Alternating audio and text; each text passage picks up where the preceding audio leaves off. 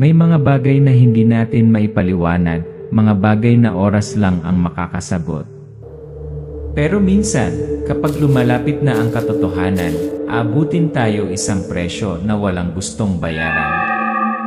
Naglakad sina Tobias at Leo papunta sa madilim na kabubatan. Ang liwanag mula sa flashlight ay kumikislap sa malubak na daan.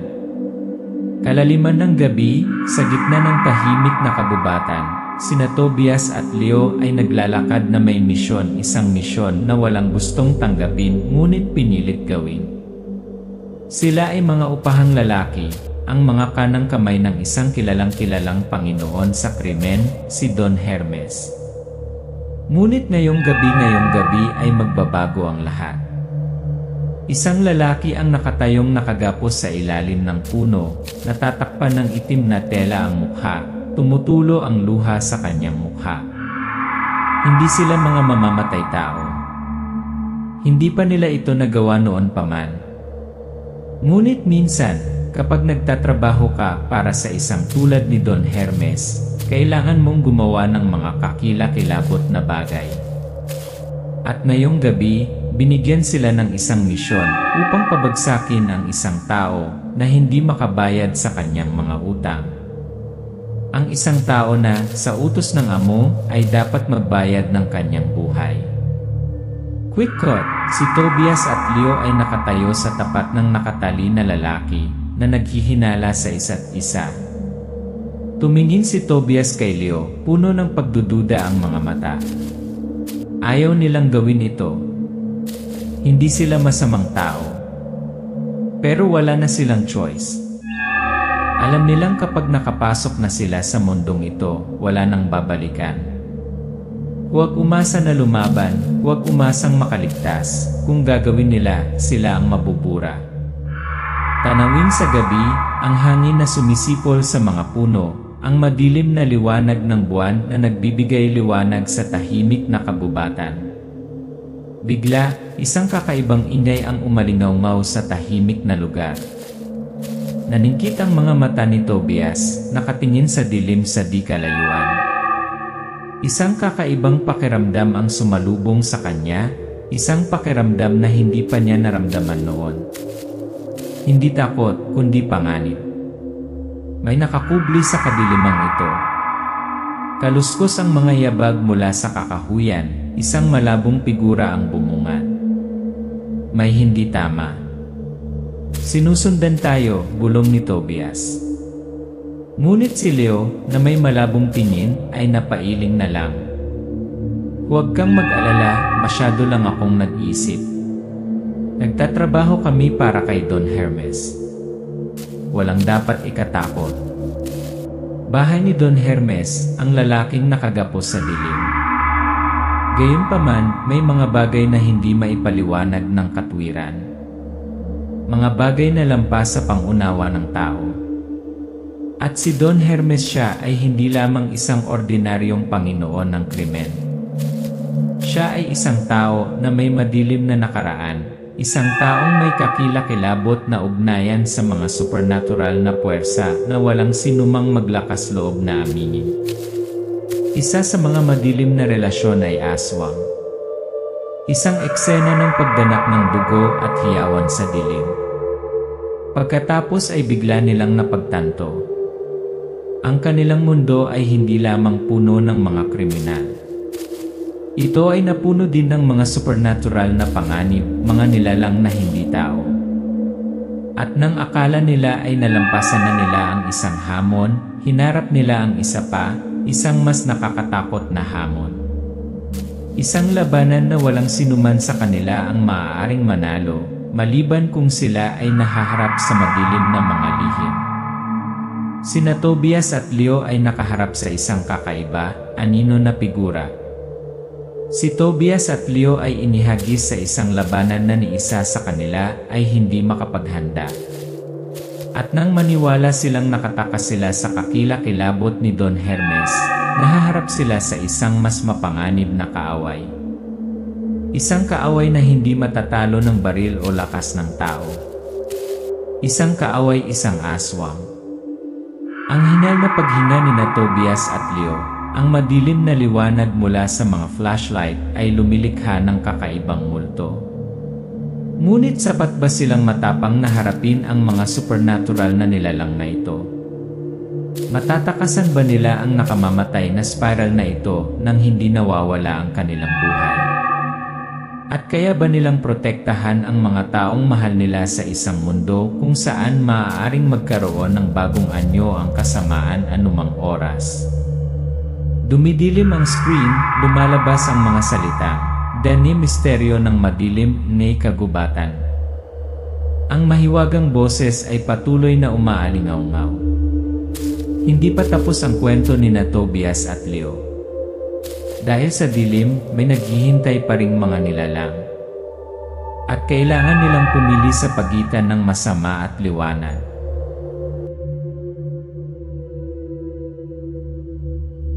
Kapag ang kadiliman ay bumagsak, ang lahat ay nagiging malabo at mapanganib. Ang mga desisyon ng tao ay minsan ay hindi mga pagpipilian ngunit sa pilitan. At ngayong gabi, sina Tobias at Leo ay kailangang harapin ang isang hindi maibabalik na desisyon. Sina Tobias at Leo sa isang lumang kotse, dumausdos sa mga walang laman na kalye. Kumikislap ang mga headlight sa gabi. Si Tobias at Leo, dalawang matalik na magkaibigan, ay nabubuhay sa isang mundo kung saan ang kasamaan ay hindi lamang umiiral sa mga anino na nakikita natin. Sila ang mga kanang kamay ni Don Hermes, isang makapangyarihang amo, isang malupit na alipores, na laging nag-uutos ng walang awa. Ngunit ngayon, ang kanyang mga utos ay hindi lamang isang misyon. Huminto ang sasakyan sa harap ng isang malalim na kabubatan na natatakpan ng kadiliman. Lumabas silang dalawa, armado. Paano kung tumanggi tayo? Tanong ni Tobias, ang kanyang mga mata ay nagpapakita ng pag-aalinlangan. Si Leo ay tahimik. Ang kanyang mga mata ay nakatingin sa kabubatan na parang naghahanap ng sagot. Alam nila na, para kay Don Hermes, ang pagtanggi ay may isang resulta lamang, kamatayan. Nakagapos ang isang lalaki, natatakpan ng itim na tela ang ulo, itong lalaking ito ang pakay nila. Pumasok silang dalawa sa madilim na kabubatan, kung saan nakagapos ang lalaki, naghihintay ng kamatayan. Ang kanyang pangalan ay Martin, isang taong may makasalanang nakaraan. Siya ay may utang at sa utos ni Don Hermes, babayaran niya ang kanyang buhay. Ngunit sina Tobias at Leo, hindi sila mamamatay tao. Hindi sila malupit tulad ng kanilang amo. Napatingin si Tobias kay Leo, pareho silang nag-aalangan. Ang kapaligiran ay tensyonado at nakakainis. Ano ang gagawin natin? Mahinang sabi ni Tobias. Hindi mo siya mapapatay. Alam mo iyon. Umiling si Leo, ang mga mata sa nanginginig na lalaki. Ngunit pagkatapos, naging malamig ang kanyang tingin. Wala tayong pagpipilian, Tobias. Kung hindi, tayo ang susunod na mamamatay. Nagkatinginan sina Tobias at Leo. Alam nilang bawat desisyon ngayon ay magbabago ng kanilang buhay magpakailanman. Sa madilim na kabubatan, ang madilim na liwanag mula sa flashlight ay nagpapaliwanag sa silweta ng nakagapos na lalaki.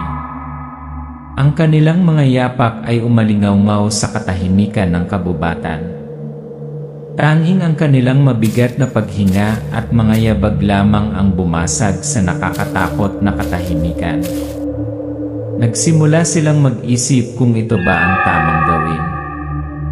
Ngunit habang ang takot ay tumagos sa bawat selula ng kanilang mga katawan, napagtanto nila na ito lamang ang pagpipilian.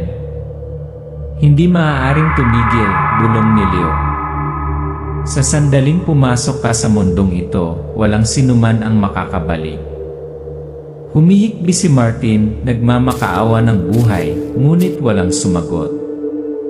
Tumalikod sina Leo at Tobias, iniwan ang sakit sa dilim. Si Martin, sa kawalan ng pag-asa, ay humingi ng buhay, ngunit ni isa sa kanila ay hindi nakarinig. Alam nilang hindi na sila makakabalik. Sila ang mga alipuros, ang mga kailangang sumunod sa utos ni Don Hermes. Ngunit hindi nila alam na sa dilim ng kabubatan na ito, isa pang puwersa ang naghihintay sa kanila. Isang multo ang dumaan, ang mga puno ay umindayog ng marahas, parang may nakatago. Biglang nagbago ang espasyo sa kanilang paligid. Natahimik ang buong kabubatan. Tanging ang ihip ng hangin at hindi maipaliwanag na malamig na pakiramdam.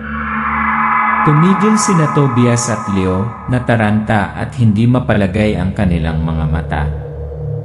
Isang figura ang dumaan na parang bugso ng hangin, napakabilis na tanging itim na anino lang ang nakikita nila sa harap ng kanilang mga mata. Hindi nila maintindihan kung ano ang nangyayari, ngunit wala na silang sigurado sa mundo. Isang kakaibang figura ang lumitaw sa dilim, ang mga mata ay kumikinang mula sa malayo. Bumagal ang kanilang mga yapak at nagsimulang gumapang ang takot sa bawat katawan. Isang kakaibang figura ang lumitaw sa dilim, kumikinang ang mga mata, nakatingin sa kanila. Parehong hindi makapaniwala sina Tobias at Leo. Mga aswang, mga nilalang na narinig lamang nila sa mga kwentong multo. Hindi sila naniniwala, ngunit ngayon, kailangan nilang harapin ang katotohanan. Ang tanawin ng malalim na kagubatan, kakaibang ingay ang umalingaw-ngaw mula sa dilim. Nagsimula silang napagtanto na hindi na lang nila kaharap si Don Hermes. Ngayong gabi, papasok sila sa isang digmaan na may supernatural na puwersa na hindi nila maintindihan. Ang mga nilalang mula sa kadiliman ay hindi lamang nangangaso sa kanila, ngunit may gusto rin sa kanila. At ngayon, kailangan nilang magdesisyon, lumaban o tumakbo. Dahil wala nang daan pabalik sa mundong ito. Malapad na shot, madilim na kabubatan, kakaibang ingay na umaalingaw-ngaw. Napagtanto ni Tobias at Leo na sila ay natitisod sa isang hindi maiiwasang bangungot. Ang mga supernatural na nilalang na ito ay hindi lamang isang banta, kundi isang hindi nakikitang bahagi ng isang mas malaking lihim. At ang tanging tanong ay, mayroon ba silang lakas upang harapin ito? Makakaligtas ba sila sa gabi? Nag-fade to black ang screen, lumalabas ang mga salitang, "The Secret of the Dark Forest." Ang mga anino sa kagubatan ay hindi lang naroroon. Ang mga ito ay isang takip lamang para sa isang bagay na mas madilim at mas nakakatakot. At sa pagsapit ng gabi, napagtanto ni Tobias at Leo na ang mundong dati nilang pinaniniwalaan ay unti-unting gumuho. Naglalakad sina Tobias at Leo sa mga makakapal na puno, mabigat ang kapaligiran. Pagkatapos ng misyon ngayong gabi, hindi lang isang taong nagkasala ang haharapin nila, kundi pati na rin ang isang lihim na hindi nila inaasahan. Si Don Hermes, ang amo na pinagsilbihan nila sa loob ng maraming taon, ay higit pa sa isang karaniwang kriminal ngayon. Mayroon siyang mga madilim na lihim, mga koneksyon sa mga supernatural na puwersa na hindi naisip ni Tobias at Leo. Huminto si Tobias at Leo, nagkatinginan na may pagkalito, pagkatapos ay bumalik sa kabubatan. Si Tobias, matapos masaksihan ang mga kakaibang bagay sa madilim na gabi, ay hindi na napigilan ang kanyang pag-aalinlangan. Leo, nagkamali kami. Matagal na kaming naglilingkod ng higit pa sa isang amo ng krimen. Si Don Hermes hindi siya ordinaryong tao. May mga koneksyon siya na walang alam sa amin. Lumingon si Leo, hindi makapaniwala ang mukha. Anong sabi mo? Don't tell me papasok na naman tayo sa mga ghost stories na yan. Hindi ito kwentong multo, Leo. Ito ay totoo. Siya kinokontrol niya ang mga nilalang sa dilim. Gumagawa siya ng mga supernatural na puwersa at tayo nahuli tayo dito. Sandaling katahimikan na may tanging hangin at kakaibang tunog sa kagubatan. Kapag sumapit ang gabi, ang malalim na kagubatan ay tila may sariling buhay. Hindi may paliwanag na mga figura, hindi maintindihan na mga ingay. At habang patuloy silang naglalakad, nagsimulang lumitaw ang mga kakaibang palatandaan. Isang malabong bagay ang dumaan sa mga mata ni Tobias at Leo. Mabilis na dumaan ang isang figura na ikinagulat nila. Nagkatinginan silang dalawa at bago pa sila makapag-react, nawala na ang figura sa dilim. Naging malamig ang hangin na para bang hindi lamang sila binihag ng kagubatan, kundi napuno rin ng hindi nakikitang presensya. Lumingalinga si Tobias, pakiramdam niya ay may nakaabang. May nararamdaman ka ba, Leo? Tanong ni Tobias, nanginginig ang boses. May nagmamasid sa atin. Tumango si Leo na kinakabahang tumingin sa paligid. Parang may mga mata na nakatingin sa amin. At biglang nakarinig sila ng tili na parang isang mabangis na hayop. Hindi ang hangin o anumang hayop na kilala nila. Ito ay isang bagay na kakaiba at nakakatakot. At pagkatapos, nakakita sila ng kakaibang mga ilaw sa di kalayuan, kumikislap na parang kumikinang na mga mata sa dilim. Nagdilim, sumipol ang hangin sa mga puno. Nagsimulang maramdaman ng dalawa ang kakaibang banta mula sa mga nilalang na ito. Ang anino na iyon ay hindi aksidente. Ang mga mahiwagang nilalang na kanilang nakatagpo ay hindi katang-isip lamang. Ang banta na kanilang kinakaharap ay hindi kapanipaniwala. At ang hindi kapanipaniwalang bagay na iyon ay nagsimulang maging mas malinaw sa bawat lumilipas na sandali. Isang kakaibang figura ang lumitaw sa dilim, kumikinang ang mga mata, at hugis ng isang maalamat na halimaw.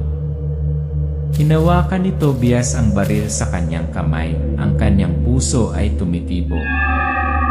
Si Leo, kahit na ayaw niyang maniwala, ay likas na hinimok siya na maghanda para sa mas malala pa.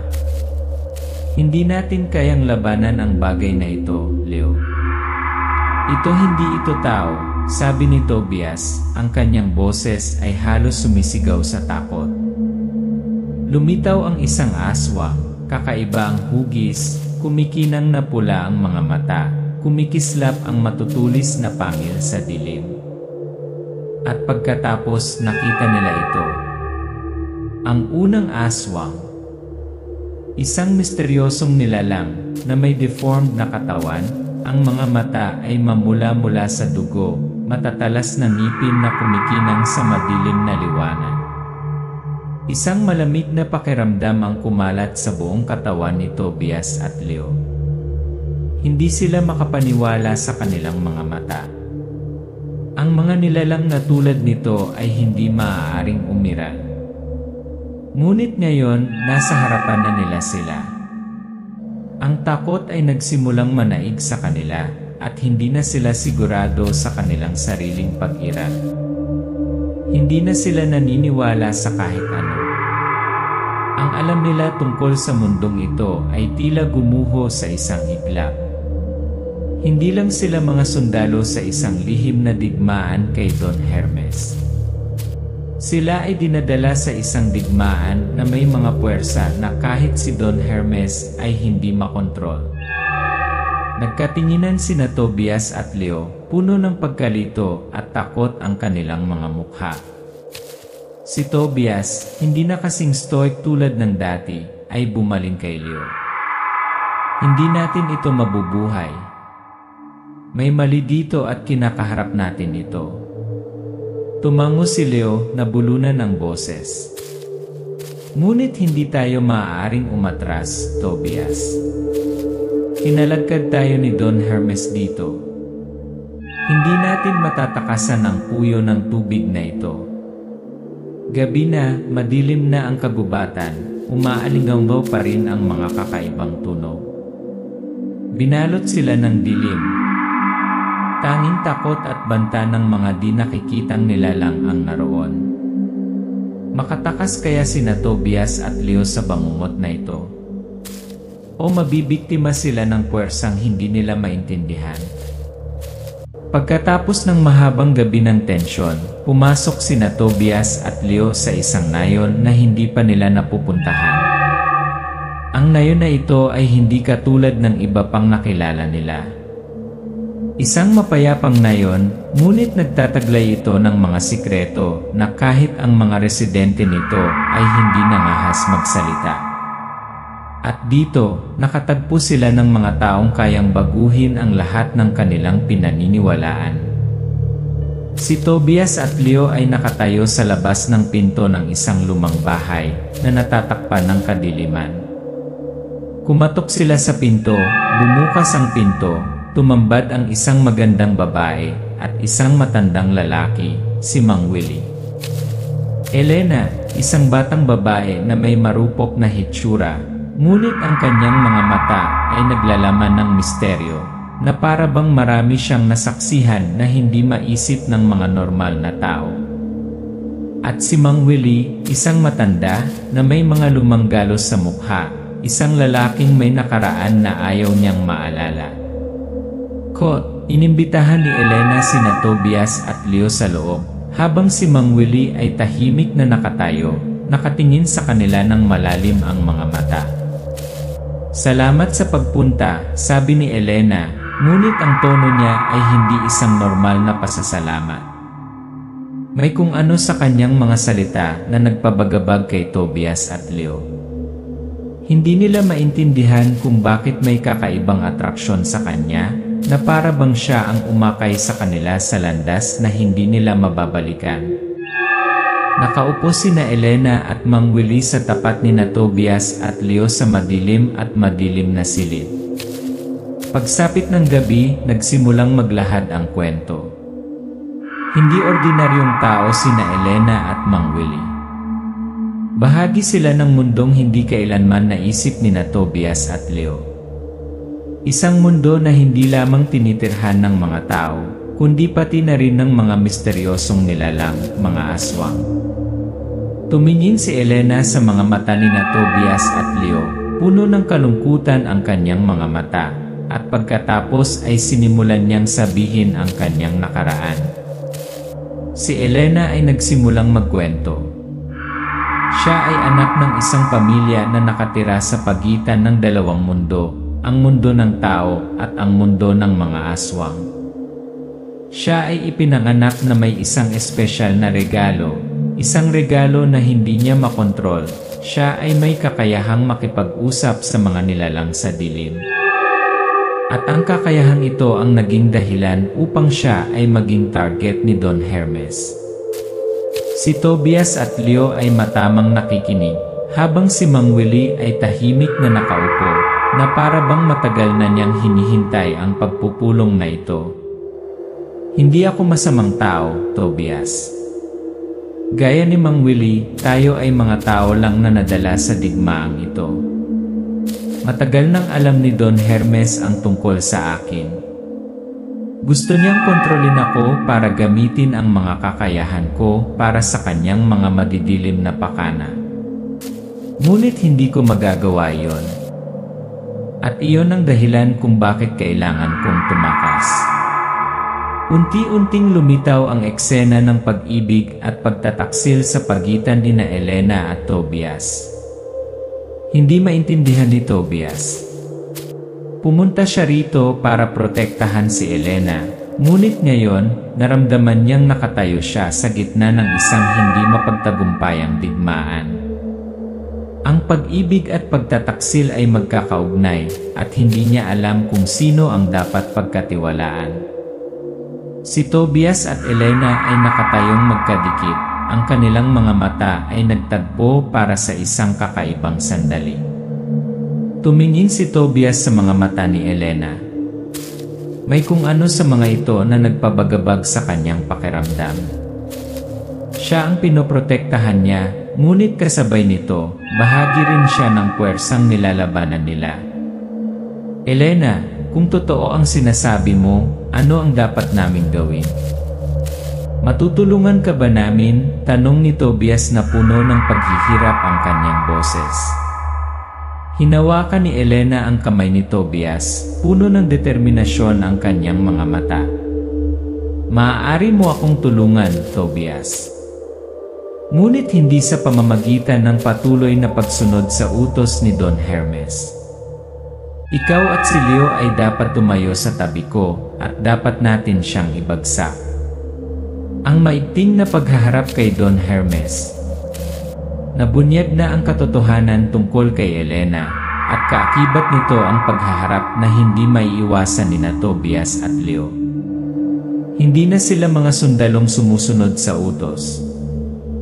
Dapat nilang gawin ang pinakamalaking desisyon sa kanilang buhay, ang pumanig kina Elena at Mang Willie o magpatuloy sa paglilingkod kay Don Hermes.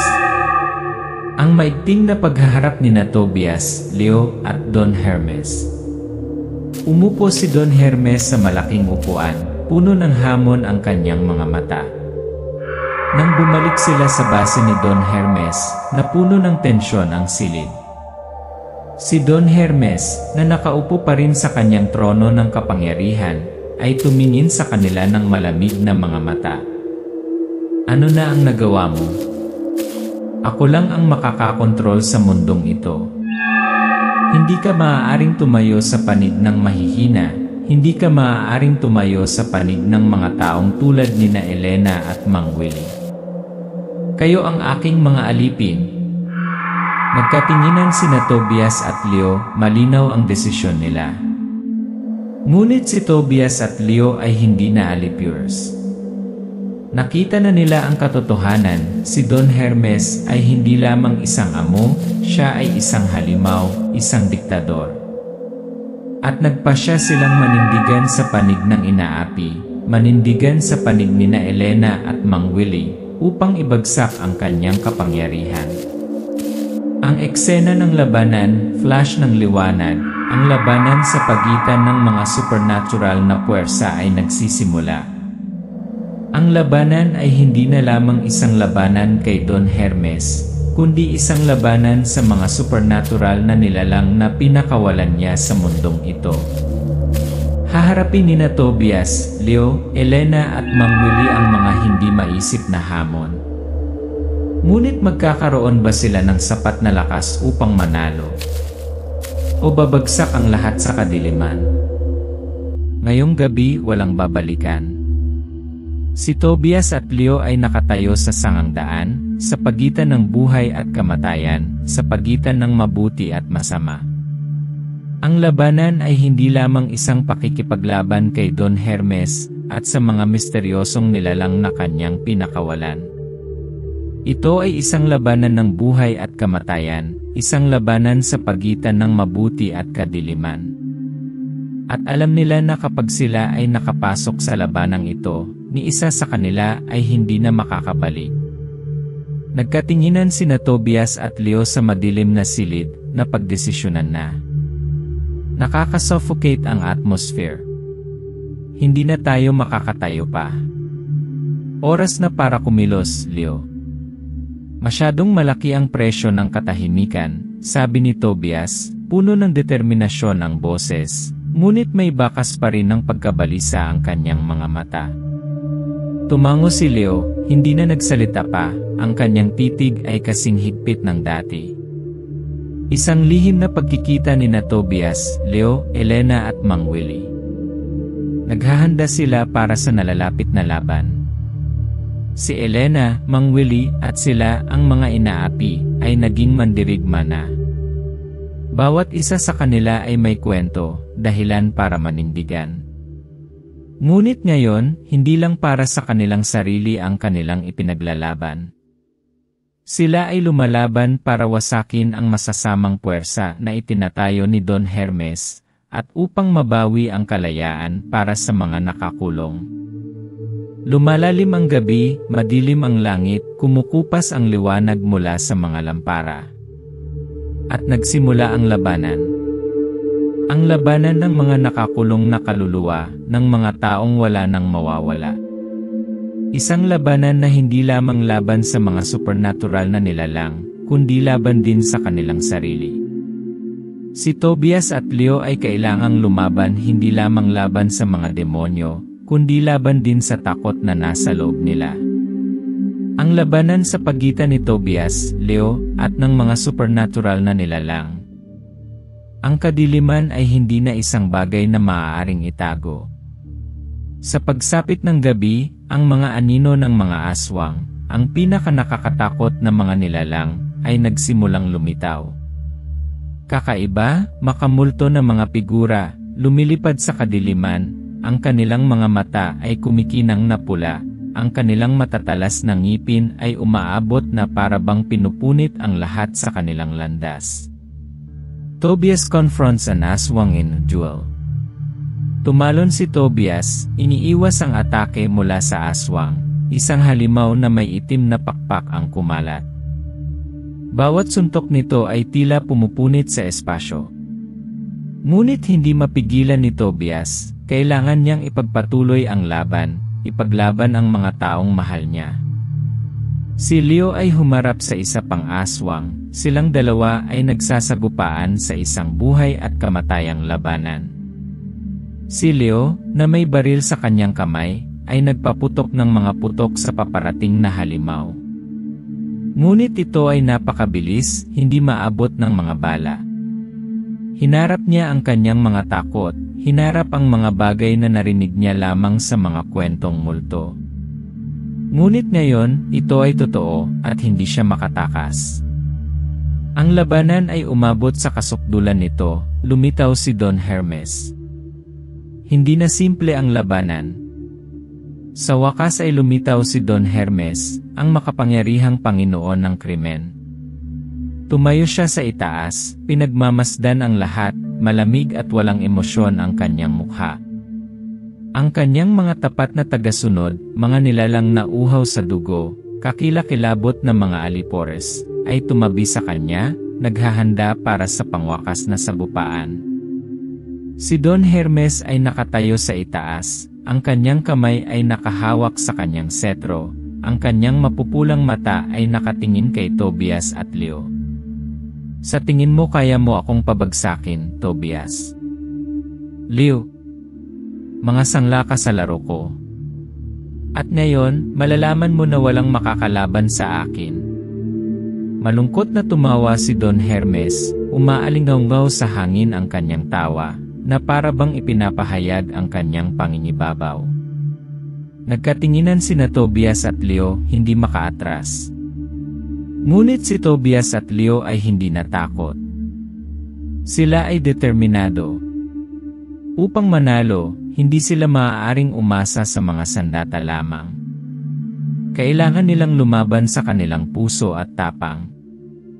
Ang labanang ito ay hindi lamang isang pisikal na labanan, kundi isang espiritual na labanan din, upang mapagtagumpayan ang takot at gawin ang tama.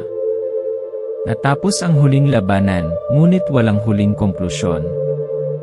Si Tobias at Leo ay nakatayo doon, pagod at pagod, nakatingin sa mga labi ng labanan.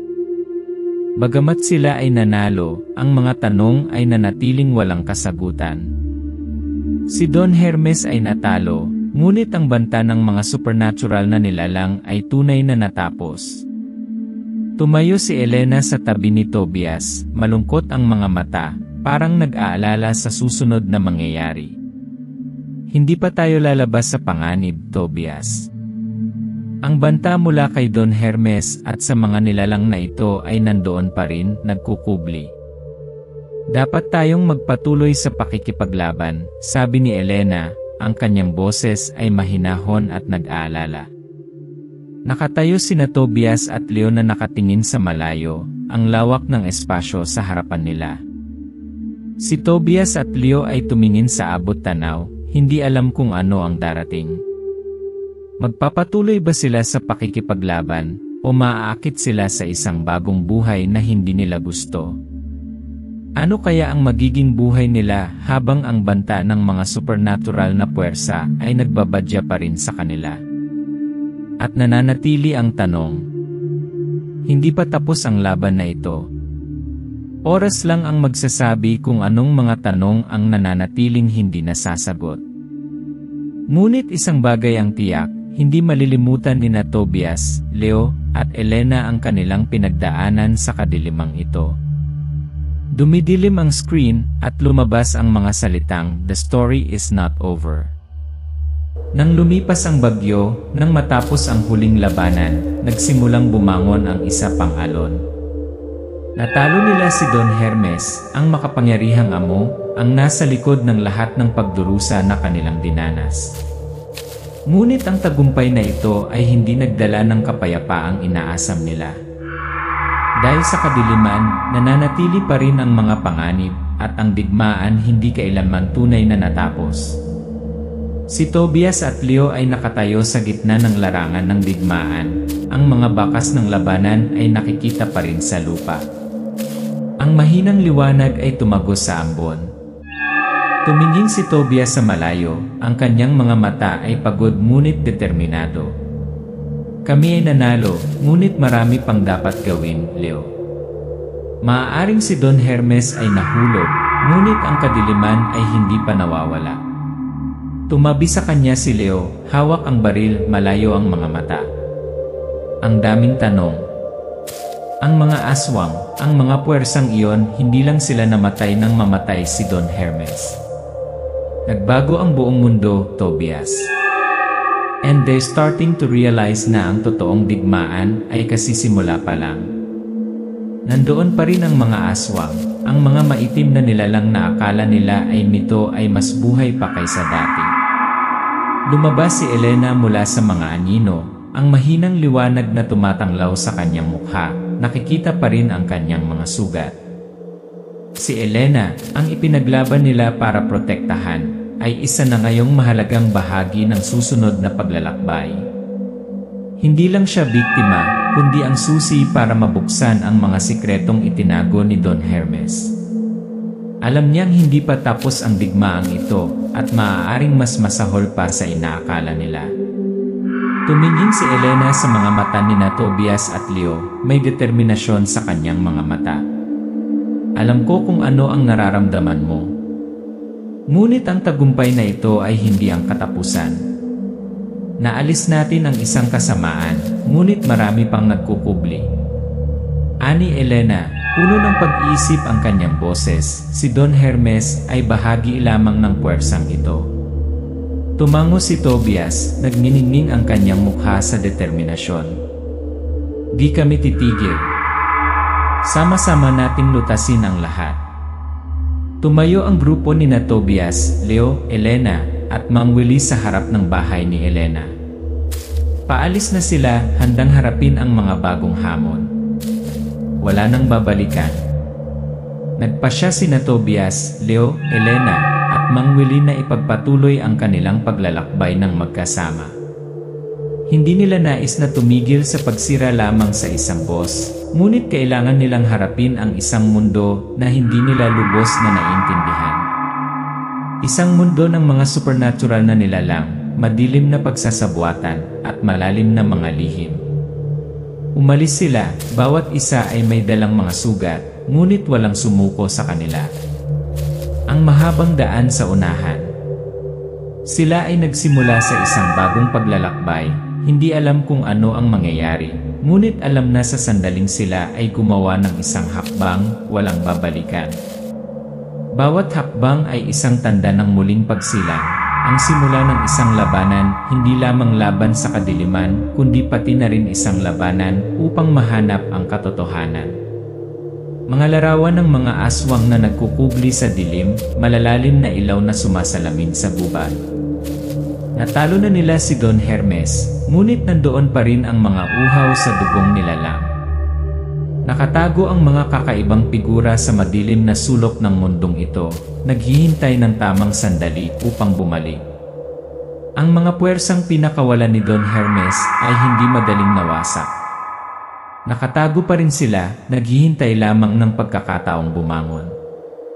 Nanguna si Elena, sumunod sina Tobias at Leo, at sabay silang pumasok sa isang masupal na kagubatan. Sumilip ang sikat ng araw sa mga puno, ngunit malalim pa rin ang dilim. Naglakad si Elena na may determinadong titig, hindi dahil hindi siya natatakot, ngunit dahil natagpuan niya ang kanyang layunin. Hindi na niya hahayaang mamuno pa sa kanya ang mga nilalang na ito.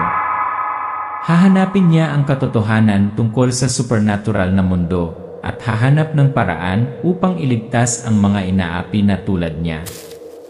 Kakaibang mga palatandaan ang lumitaw sa lupa, bakas ng mga mahiwagang nilalang na gumagalaw. Ang mga kakaibang bakas sa lupa ay nagpakita na ang paglalakbay na ito ay hindi lamang haharap sa mga supernatural na nilalang. Kailangan nilang harapin ang mga panganib na kahit na ang mga nauna ay hindi madaig. Open-ending ang kalangitan sa gabi, ang mga bituin ay nagniningning ng maliwanag. Lumilitaw ang isang kakaibang pinto, na para bang ito ang simula ng isang bagong paglalakbay. At hindi pa tapos ang kwento. Ang laban na ito ay isang hakbang lamang sa isang mahaba at mapaghamong paglalakbay. Alam nina Tobias, Leo, Elena at Mang Willie na may mahirap na landas sa kanilang hinaharap, kung saan laging nakakubli ang kadiliman, ngunit alam din nilang hindi sila nag-iisa. Magkasama, haharapin nila ang mga bagong hamon, at magkasama, mahahanap nila ang katotohanan. Nag-fade to black ang screen, at lumalabas ang mga salitang, kakasimula pa lang ng kanilang paglalakbay. Nakipaglaban na sila, ngunit natapos na nga ba ang labanang ito? Kaya ba nilang harapin ang kadiliman hindi lamang sa mundong ito, kundi pati na rin sa sarili nilang mga puso? Ang sagot ay nasa unahan, sa isang paglalakbay na hindi nahulaan ng sinuman.